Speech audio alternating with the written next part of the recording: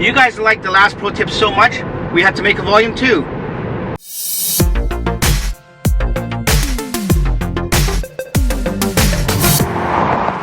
Hey folks, welcome back to the channel. Dax, the Model 3 guy here with Pro Tips Volume 2. You guys like number 1 so much, got a huge response for it. A lot of people replying saying, oh, keep it coming, I want a Volume 2 and stuff like that. So, like I said, in Volume 1, if you haven't seen Volume 1, check it out. I'll put a link right up here. Go check it out.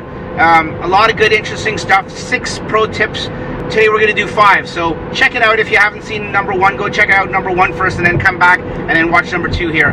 This is 5 pro tips. These are for the Model 3. I drive a Model 3, but a lot of these pro tips will also work with the S and the X too. So if you have an S or X, I can't say for sure, but I've been told that they also work for that, especially with version 9, making the software and MCUs uniform now. So a lot of these tips will work for the S and the X. I don't have either of those to test out. I can only tell you what it looks like on a Model 3 and how it works on a Model 3. So predominantly Model 3, but it may also work on the other lines of cars, folks. I will leave my favorite tip for the last, number 5. So if you want to see the favorite tip, stay tuned for the very last tip. That'll be my favorite tip. Let's get to it right away. Tip number 1.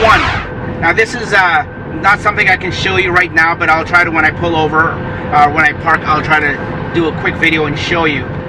If you're like me and you're on a long drive or even just a drive on the highway and you're an autopilot and you like to watch the energy consumption and you have the energy consumption screen up, here's a tip. If you need to know where you're going, I mean, I keep the when I don't know where I'm going, I keep the navigation sound on, and then when I need to see the screen, I just hold the top here, pull it down, and I can see where my next exit is. Right there, you can see it's another 4.9 kilometers away. Then I just let go of it, it goes back up.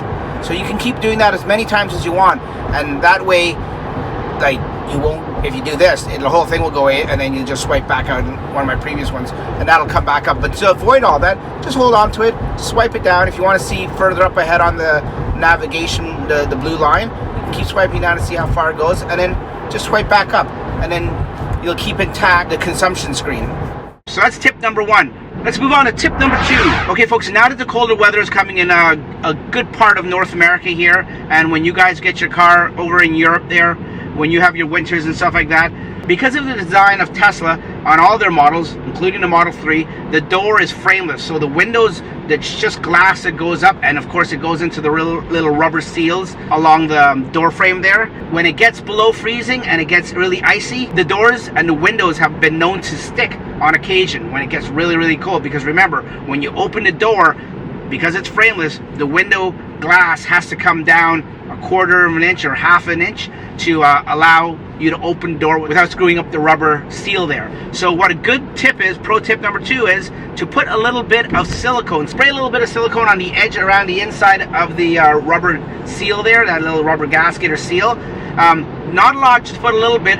That will keep it from freezing, so when you go to open your door in the winter when it's really cold, you have to do this with all 4 doors, it won't actually stick to the rubber. Some reports from Model S's and X owners in the winter conditions past is they forgot to do that. They went to open it, and the window didn't come down, or it came down and it pulled the rubber seal along with it, and then you got to go get Tesla to replace it and make an appointment, all that jazz. So to avoid all that, pro tip, put a little bit of silicone, spray silicone. You can pick it up at a hardware store or something like that. Okay, staying along the whole theme of winter and everything like that and cold weather, tip number 3 for all us cold climate people is the heated back seats. Now when you have passengers back there, you can manually, there you go, go to the back seats and turn them on manually here, because they don't have any controls there, but they go on, and you can even put yours on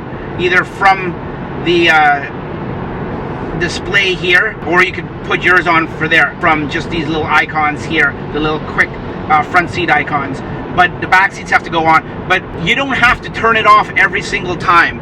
What you can do is, the minute you turn off the car and you leave the car and you come back in, those back seats will reset and they will automatically shut off. That when you go back in, if you have passengers, the next time you go in, you're gonna have to put them back on. It's a convenience feature put in there purposely by Tesla, that if you forget that when you go back in the car and you don't have passengers, they don't stay on when there's no passengers in there, because unless you actually go to the screen, you won't know that they're left on, so you'll have to manually turn them off like that. Well, Tesla thought one step ahead and figured we'll just turn it off automatically. Now the front seats, they have memory. Whether you go in or come out or keep going in like 4 or 5 times a day, if you keep these on, whatever setting you keep them on, when you start the car again, these will remain on. We're doing this quick, folks. Moving on to tip number 4. Tip number 4 is an easy one. A lot of people don't know about this one, that's why I'm bringing it up. When you get the little warnings or little messages that come up just on the bottom part of the screen right here, when you get this warning right here, it's a very easy way. Sometimes it obscures and obstructs the view of, especially with autopilot now, all the cameras are going, whether you may not be able to see cars in your blind spot, or if there's a car. Here's one. Here's a perfect example. This is for the autopilot. It's telling me just to apply force to the steering wheel. But this is the position it comes in. Fortunately, you can't do it with the autopilot one, but every other warning you should be able to do it with. All you do is you put your finger on the right side of it and just swipe to the left, and what that'll do is it'll minimize it to the left-hand side, so it'll get out of your way. It'll still stay there for a time being, or permanently, but it'll move itself out of the way when you swipe over to the left. That's tip number 4. So like I said, my favorite tip is tip number 5, which is our very, very last tip, folks. Before I say this tip, I want to let everyone know that if you have any tips, pro tips that you think that would be good and you want me to feature in here, leave a comment down below. If I haven't used it before, I will throw it in there as a tip if it's a very useful tip, and I will give you credit. Just like Linwood Davies from YouTube, in the previous episode, volume 1, he left a great pro tip, and I'm giving him full credit because this is his idea, not mine. I never even thought of it, but when he mentioned it, I thought it was an awesome tip. So Linwood Davies, thank you for this tip. The wiper buttons, like I said in Pro Tips Volume 1, the washer button right here, right on the stock, where you put on your signals and everything on the left-hand side of the steering wheel, folks. Remember how I said if you do a quick little, I mean, I have it on now because it's raining out and it's crappy weather, but if you press the button really quickly, let me turn this off and I'll show you. Okay, the wipers are off. If you just touch it quickly, like I said, you get one quick wipe of the wipers. Well, what Linwood told me, and I didn't know until now, is this little button has 2 stages. It has, if you just press it lightly, and you can see it, you can keep your finger on it and it'll just keep wiping and no fluid will come out. But if you press it in further, it's almost like a deeper press, then the washer fluid, you can see it there on the window, I don't know if you can see it, then the washer fluid will come out. So if you just press it lightly and it just goes halfway in, it's like a half press, it'll just wipe the windows, and then if you press it in further, the washer fluid comes in if you press it hard. So that is my favorite tip. That is the pro tip number 5 for the washer stock. I didn't know about that, folks. Linwood was nice enough to mention that, and I think it's one of my favorite tips out of all the ones. Like I said, if you're enjoying this, folks, leave a comment below, give me a thumbs up, and if you're not subscribed to the channel, please subscribe. Hit that bell, that'll notify you when we have more videos coming up, and I'm trying to do at least 1, 2 videos, 3 videos a week, depending on my schedule.